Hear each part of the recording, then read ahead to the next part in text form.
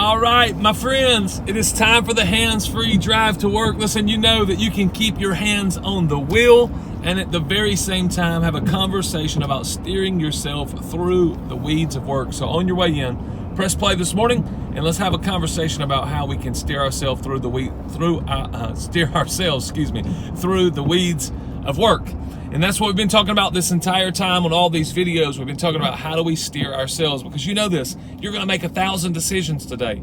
You're going to be the one to manage yourself through your day. Nobody's standing over your shoulder. You're telling you every decision to make, telling you every move to make. It's why Peter Drucker, management expert, said that every knowledge worker, every person in the future, he said this in 1999, he said more and more knowledge workers are going to have to learn to manage themselves.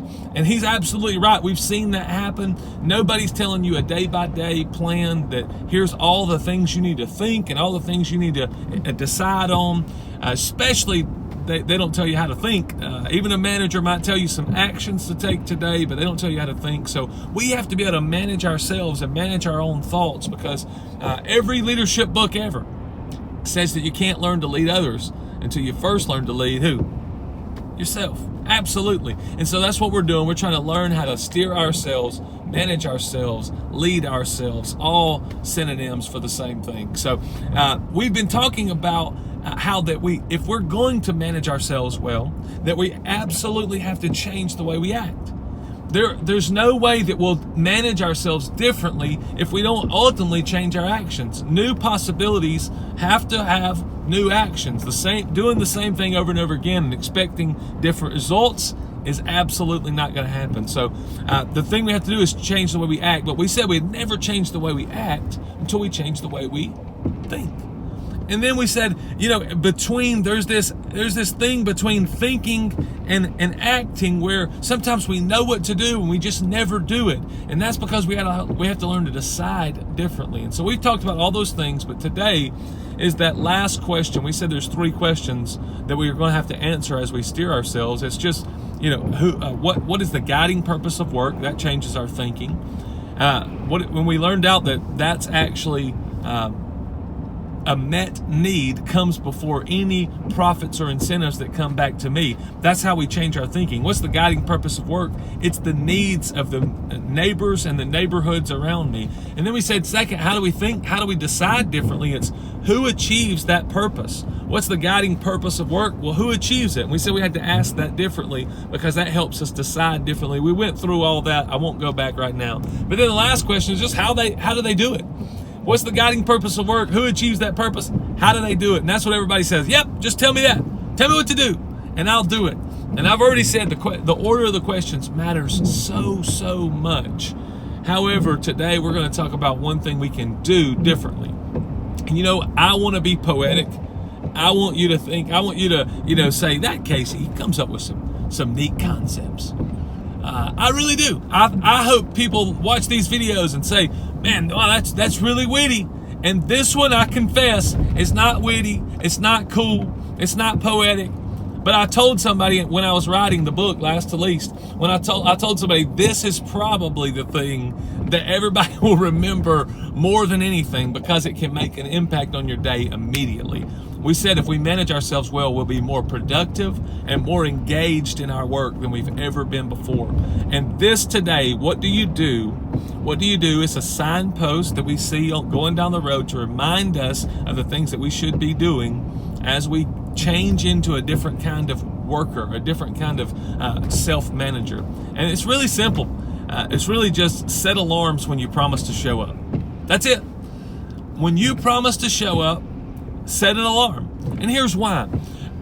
As we get more and more responsibility, as we become better and better self-managers, then what's going to happen is more and more people will see that they can depend on us. And when more and more people see that they can depend on you, then more and more people want to benefit from your great self-management. Joshua's experiencing it right now. What up? Joshua's experiencing it right now, my brother, as we grow Riles Brothers Trucking. Joshua, at first, he had some jobs to do with the equipment that we purchased, and then more people saw, look, he knows exactly what he's doing. this guy knows how to manage himself well. And I love to deal with Joshua, and I love it when I call him and he promises me to do something. He always does it. And so more people have begun to call and say, yeah, we want to benefit from that as well. We want you to do some work, for us. We want to hire you as well. We want to contract with you. And so more and more people, and now he's having to keep up with more and more pieces of the puzzle. And we talked about this. One of the things that you can do immediately when that starts to happen and you become a great self-manager, it'll change your efficiency greatly as you just start to set alarms in your phone. We have these devices in our hands. And the first time I actually ever saw this, it was actually a friend of mine who's in ministry. And we were actually together, and somebody came up and they were talking to him, and this lady that was talking to him said, hey, I want you to pray for me. She said, I have surgery on Friday at 8 a.m. and I want you to pray for me. And this was on like Tuesday morning or Tuesday at lunch. I can't remember. But she said she had a surgery on Friday. She wanted my buddy to pray for her. And she walked away. He said, of course I will. She walked away. He picked up his phone and he said, hey, Siri, or whoever he was talking to, he said, remind me Friday at 7:30 about so-and-so's surgery. And he put the phone down, and I said, you're going to text her on Friday to tell her you're praying for her, aren't you? He said, yeah, of course. I said, man, look at that. I said, I bet people think that you're like the nicest person in the world. And he said, I don't know about that. But think about this. He was able to show her and remember that he had promised to pray for her, and be able to not only do that, but just to text her and say, hey, this morning I'm praying for you, to encourage her.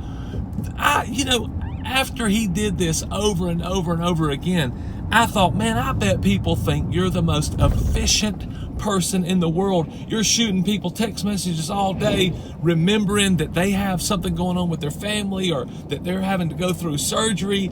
And he's doing this all day long. And people start to see, good grief, this guy is not only trustworthy. We talked about this.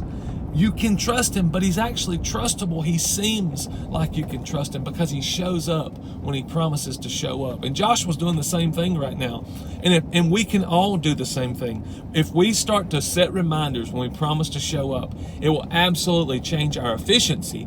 But then it'll change the way people view our efficiency, because I'll say, man, this guy, he absolutely shows up every time. This lady, every time she says she's going to be there, she is absolutely there.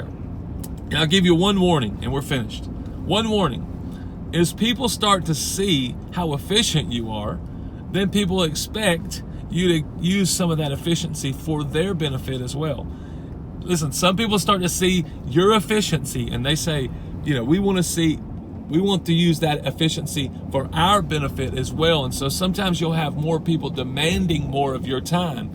And listen, unfortunately, you're going to want to believe that you're actually superhuman when you start doing this. I know when I handed somebody one of my books recently, he said, and he's a good friend, and he knows a lot of the things I have going on and how busy that all of us are. And he said, how in the world did you find time to write a book? And the first thing I said, which was joking kind of, I said, kind of joking, it's really true. I said, I'm the only person who's ever written a book while they played Go Fish. So the girls will play Go Fish. There's 3 of them, and then 4, if Allie's playing, but 3 of them, and then we'll play Go Fish, and it takes at least 14 minutes for it to get back around to my turn, because they like to giggle and cut up while they're playing. And so I'm the only person who's writing sentences while he's playing Go Fish with his family. But what he saw was that there is a level of efficiency there. You're doing more things. If I was doing those things, he was thinking, there's no way I would have the time to do it. Listen, there is time out there. There is time out there. If you take nothing away from this video except this, there is time out there. There are times when we are absolutely wasting our thoughts. And really, you think about it, this is how I know it's true. Thoughts are like currency. You can't spend currency twice. You can't spend your thoughts twice. Sorry, I looked at you too long. It's because I want you to realize this. You can't spend your thoughts in 2 places. Some people have a large capacity for thinking, just like some people have large bank accounts, but they still have to say, do I want to buy this hotel or this hotel? And some people have a smaller capacity for thinking, just like they have a smaller capacity in their bank account. And so they may have to say, do I want to buy this bicycle or this bicycle? So the capacity is different for all of us. But the truth is, all across industries, all across all of our thinking, you cannot spend your currency twice. You can only spend your thoughts one time. And so if I'm thinking about what's my next wise move? If I'm thinking about my next wise move constantly and I'm not focused on the things that are in front of me, then I'll actually be trying to spend those thoughts in two different places instead of going in one direction and making sure that I'm the most productive and the most effective at meeting the needs of the people my work was created to meet. But if I try to spend my thoughts on two different places at the same time, I become less effective and less efficient. So watch what I can do. It seems like you're being able to spend them twice, but you're not. You're actually spending your thoughts one time when you say, hey, Siri, remind me to follow up with whoever. That's your next wise move. It's follow up. It's Siri, remind me to follow up with this person on February the 3rd. And then the phone, I tell people all the time, I don't remember, but this phone never forgets. So that you'll get that reminder. Now you don't have to hold that in your brain to where you think you have to remember everything. It's just there. You know you can just move on and meet the next need. Now I'll tell you one more warning. One warning is people will think that it's superhuman, but you're not superhuman. So you got to remember that. But the other thing is that phone gets a little annoying sometimes. You guys know this in my office. My phone just alarms all the time. In fact, right when I started to make this video, it alarmed and told me, reminded me to do something. Really, it just reminded me, I'll tell you, to check my calendar. Every day, I want to make it a habit to check my calendar.